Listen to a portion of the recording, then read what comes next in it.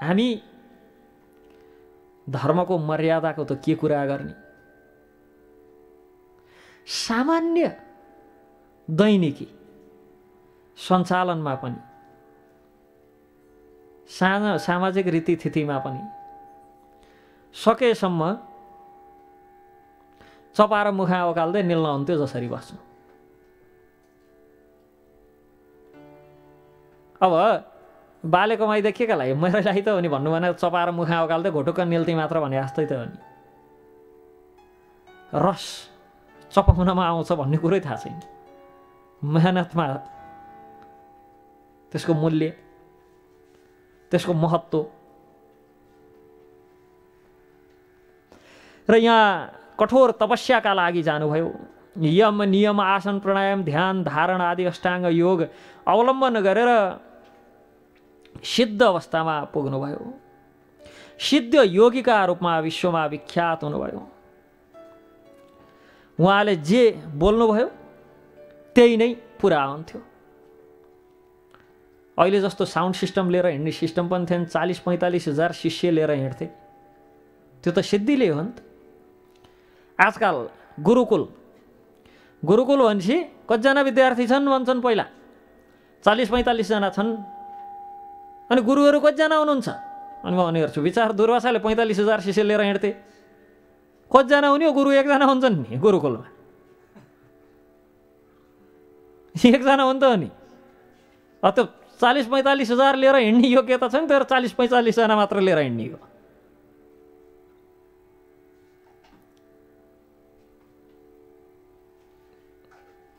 यो जुन हाम्रो अहिलेको आधुनिक शिक्षा पद्धति छ, त्यहाँ चाहिँ विद्यार्थीभन्दा शिक्षक ज्यादा हुन्छन्।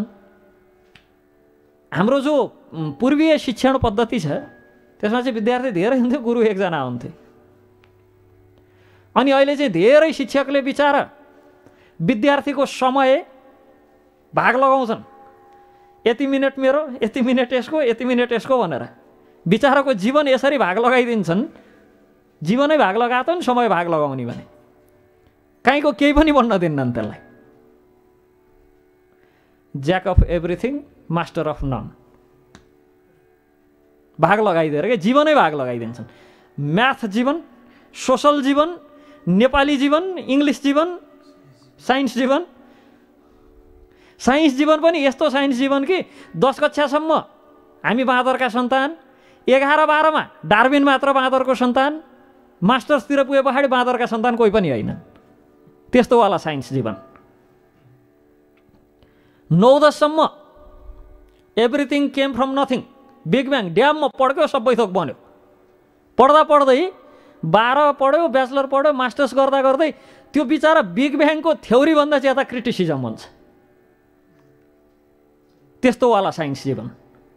म्याथ जीवन, पसलमा गएर कतिको सामान किनेपछि कति फिर्ता आउनुपर्छ भन्ने थाहा हुन्न। Sine plus cos whole square equal to यति यति यति भन्ने कण्ठ हुन्छ। म्याथ पनि घोक्छन् बा। म्याथ जीवन। नेपाली साहित्यमा रहस्य ट्रिग्नोमेट्री रट्टान दिइरह हुन्छन्। जीवन यसरी भाग लगाइदिन्छन्, कतैको केही पनि हुन्। यो चाहिँ अहिलेको शिक्षा पद्धति। अनि हाम्रो शिक्षा पद्धति के हो? गुरु हुन्छन्, टन्न विद्यार्थी हुन्छन्। गुरुले ध्यान दिएर हेर्छन् विद्यार्थीको गुण के छ, विद्यार्थीको कर्म के छ, विद्यार्थीको कुन विषयमा स्वाभाविक झुकाव छ, कुन विषयमा विद्यार्थी अगाडि बढ्न चाहन्छ। किन 24 घण्टा गुरुको नजिकमा, गुरुको समीपमा, गुरुको सेवामा विद्यार्थी नियुक्त भयो भने त कुन चाहिँ वाला सेवा एक्सपर्टिजका साथ गरेछ पनि त हेर्न मिल्छ। त्यही हिसाबले, त्यही सद्गुण विकास हुने हिसाबले, जीवनमा त्यही विषयमा विज्ञता हासिल गर्ने हिसाबले विद्यार्थीलाई पढाउँछन्, सिकाउँछन्। विद्यार्थीको त्यो जो भित्रदेखि आएको प्राकृतिक स्वाभाविक गुण छ त्यसलाई बढाउँछन्। र त्यो विषयमा विद्यार्थी यसरी पारङ्गत हुन्छ, अर्जुन बन्छ, विदुर बन्छ, चाणक्य बन्छन्। नभएदेखि अब हाम्रा समाजमा उदाहरण छँदैछन्, हो त्यही त्यही त्यही त्यही भन्छन्। नाम लियो भने पनि मुड खराब हुन्छ, हो त्यो त्यो भन्छन्। त्यसकारण पूर्वीय पद्धतिको जगेर्ना गर्नलाई भनेर गुरुकुल संरक्षण गर्ने प्रयास गर्दैछौँ। त्यो प्रयासमा सबैजनाले इँटा थप्यौँ भने सफल हुन्छ।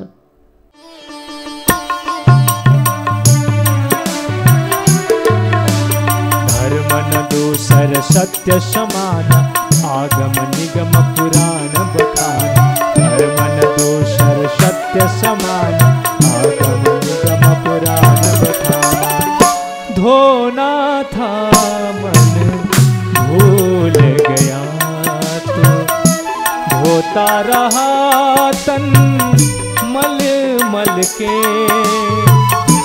धोना था मन भूल गया तो, धोता रहा तन मल मल के।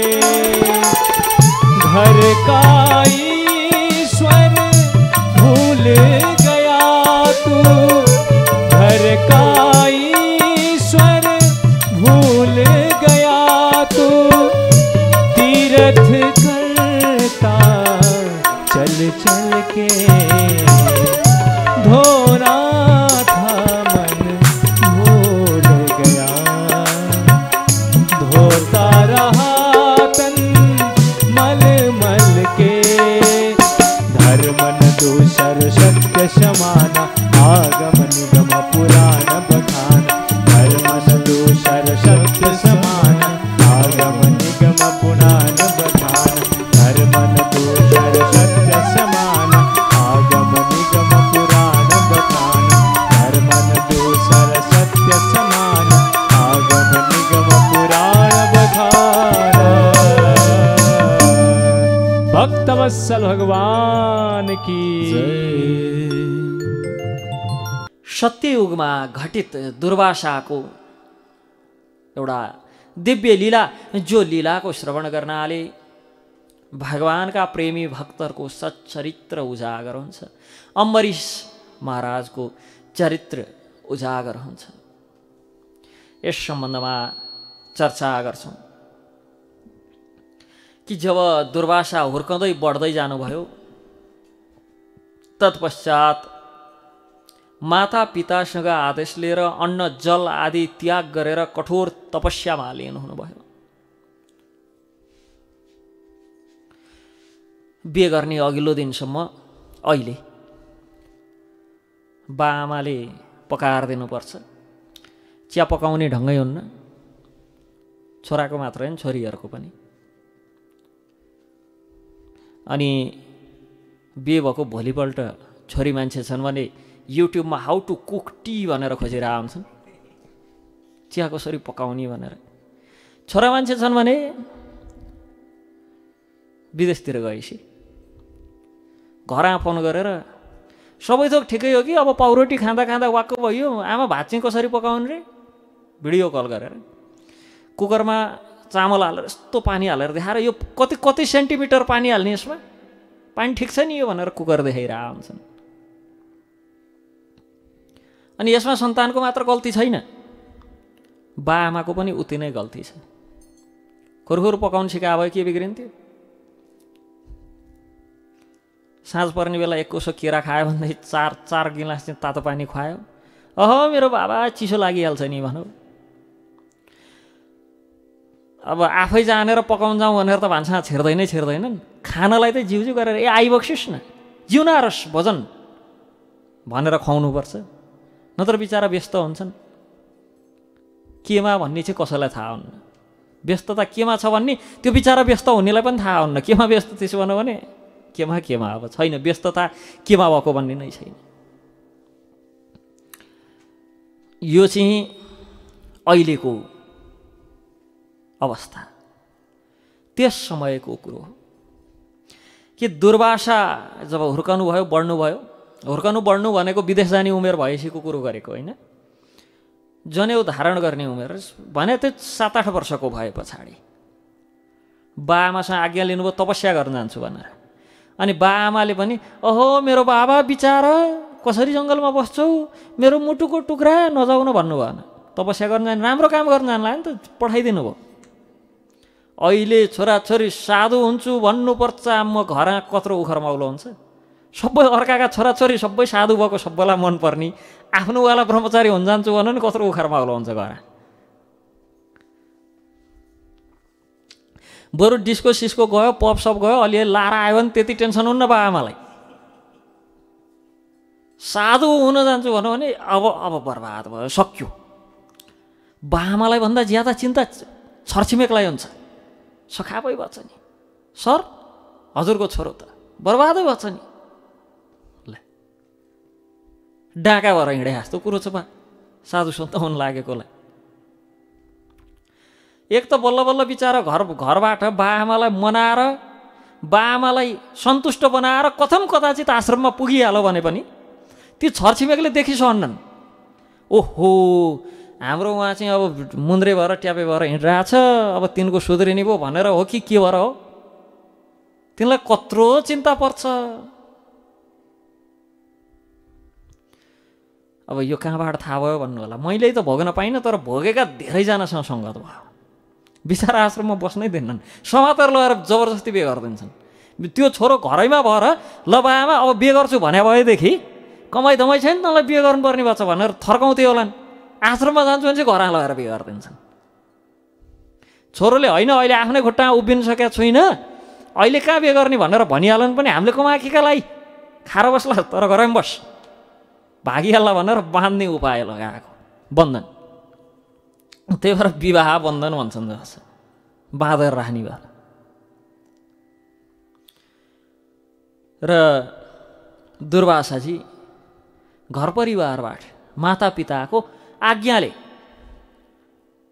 अब हेर्नुहोस् अनुसुया र यी बिचारा ऋषिका 3टा सन्तान, एउटा चन्द्रमा ती घरमा कहिले बस्ने, अर्का दत्तात्रेय कथा प्रसङ्गै उनको छुट्टै अद्भुत चरित्र छ। यहाँ मान्छेले एउटा मान्छेलाई गुरु बनाउन नसकेर कति गाह्रो छ, एउटै गुरुको आदेश पालन गर्न नसकेर कति गाह्रो छ। पुतलीदेखि अजिङ्गरदेखि लिएर सबै 24वटा त गुरु बनाउन भ्याए, 24वटै यस्ता नमुना गुरु बनाएका छन्। अर्का ती अद्भुत चरित्र त्यता छन्। अनि अर्का छोरा दुर्वासा तपस्या गर्न भनेर हिँडे। अनि तपस्या पनि अहिलेको जस्तो खालको तपस्या होइन। अहिले त तपस्या भनौँ, अब एकादशी भनौँ, ड्याममा चाहिँ बिहान फलफुल, दिउँसोतिर आज मेरो व्रत थाहा छैन, यसो स्याउस्याउ काटेर ल्याएर खुवाउनु भन्यो। साँझ परेपछि आज त मेरो व्रत नि रोटी सोटी हालेको छैन अहिलेसम्म, र व्रत बस्न नि दिन्न आनन्दले भन्यो। त्यो अरू दिन 2 चोटि खानले नि त्यो दिन 5 चोटि जति खान भ्याउँछ। अहिलेको तपस्याको तरिका चाहिँ त्यो छ। उहाँले अन्न र जलको त्याग गरेर तपस्यामा बस्नुभयो। यो अहिले र त्यतिखेरको तुलना किन गरेको भन्ने लाग्न सक्छ। गर्नुपर्ने कसरी हो भन्ने बताउन खोजेको। पहिला हामीले कसरी गर्दैछौँ बताएर तत्पश्चात गर्नुपर्ने कसरी हो। किनभने हामीले कुनै पनि कर्म गर्छौँ भक्त भागवतहरू, फलानु फलानु फलानु यज्ञ गरेको तैपनि यस्तो भयो, तर त्यो यज्ञ रीतपूर्वक विधिपूर्वक योग्य व्यक्तिबाट गराइयो त। मैले नि कम त्याग र तपस्या गरेका छु, एकादशी 5 चोटि फलफुल मात्र खाएर बस्ने गरेका छु। त्यो फलफुलसम्म त ठिक हो कि रोटी मात्र खाने गरेका छु रे। अब भातै खानु र रोटी खानुमा त फरक के नै बाँकी रह्यो र।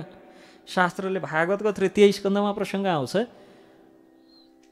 धान गहुँ अनि धान गहुँ के अरे जौ अनि सबै प्रकारका दाल र गेडागुडी मकै अन्नको क्याटेगोरीमा आउँछ।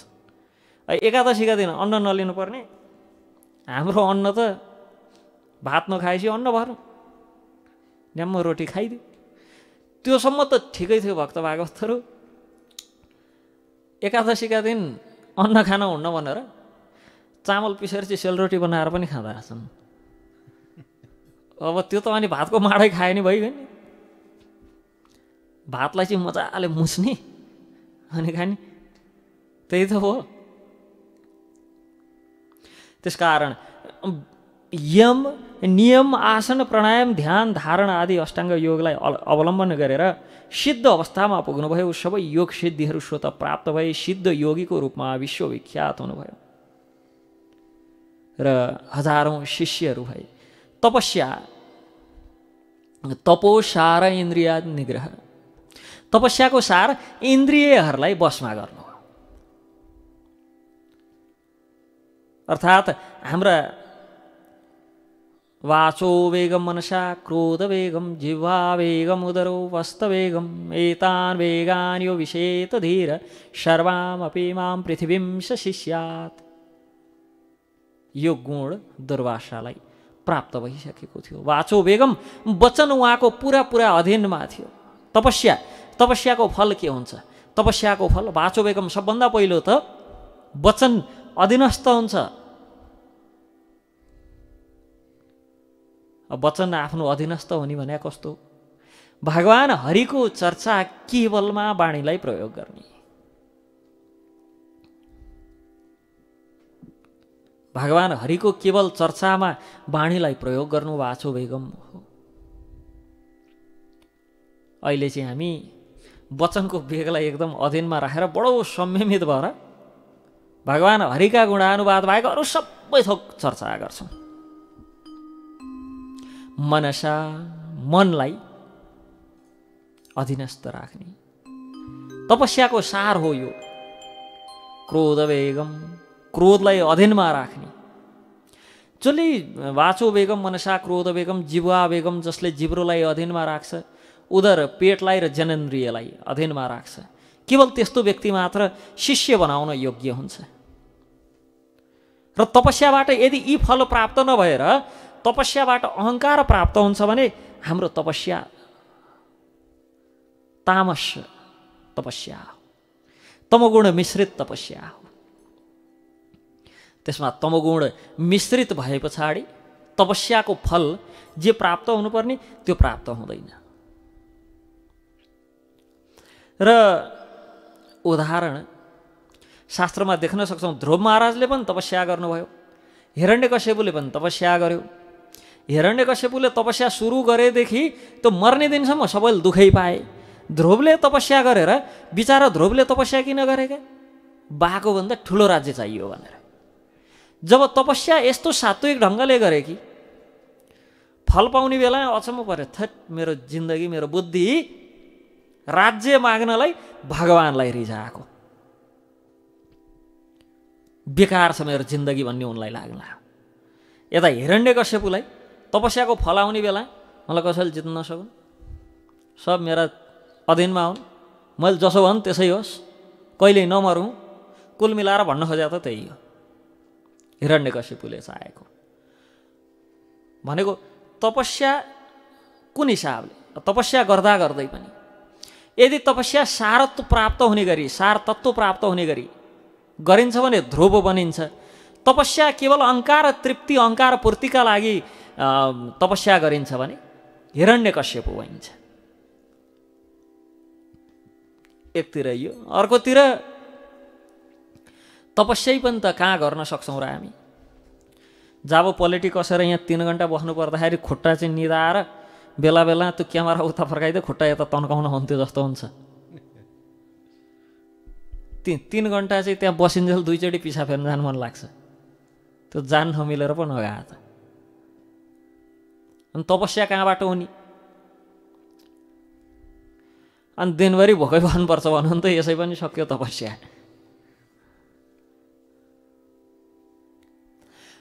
हामीबाट तपस्या हुन्छ नै कहाँ? पहिलो कुरो। दोस्रो, भइहालेछ भने पनि हिरण्यकश्यपुको क्याटेगोरीको तपस्या भएर, हिरण्यकश्यपुको श्रेणीको तपस्या भएर के गर्ने? ध्रुवको श्रेणीको तपस्या आउनु पर्यो।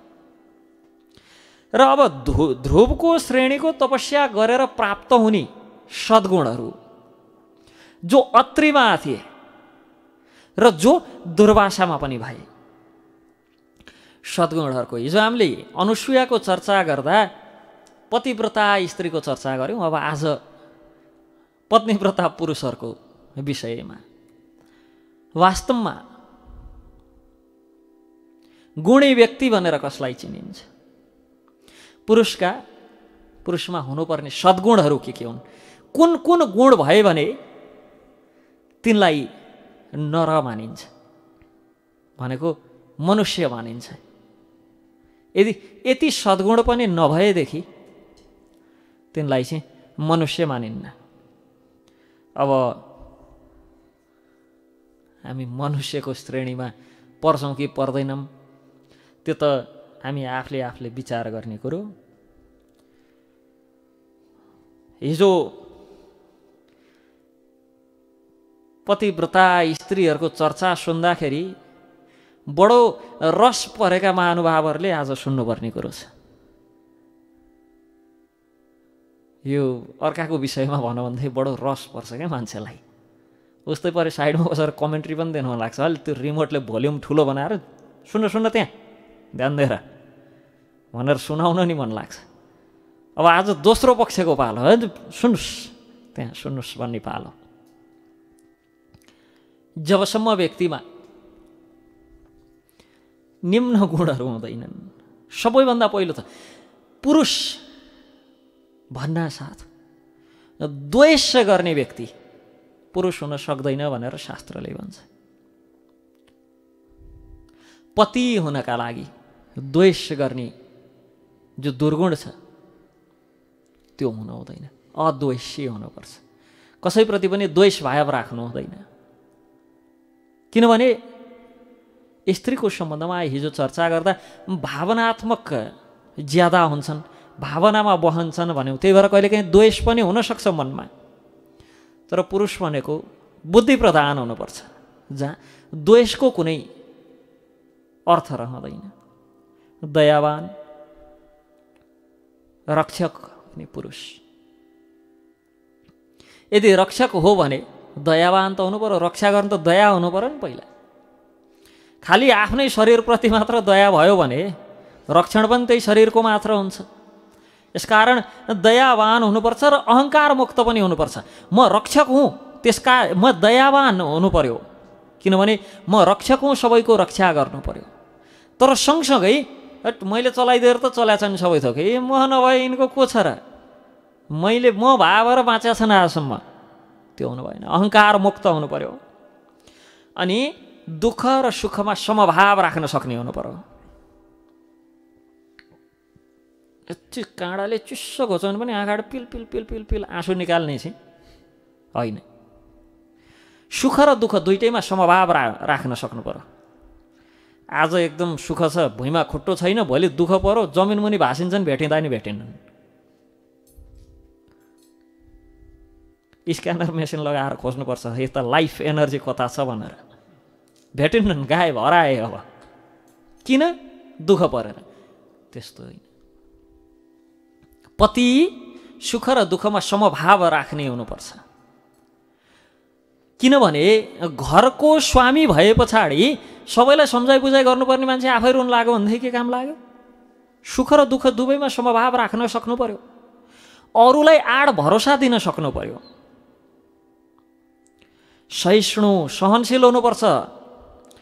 कहिलेकाहीँ डाडु पन्युको झटारो आइहाल्यो भने पनि सम्झाइ बुझाइ गर्ने हुनुपर्छ। तैँले डाडु ल्याए नि म कुकरले बजाउँछु, तँभन्दा 4 वर्ष जेठो, 4वटा भोटो छिटो फटाएको, तँभन्दा बल पनि ज्यादा छ, त्यस्तो होइन। सहिष्णु सहनशील हुनुपर्छ।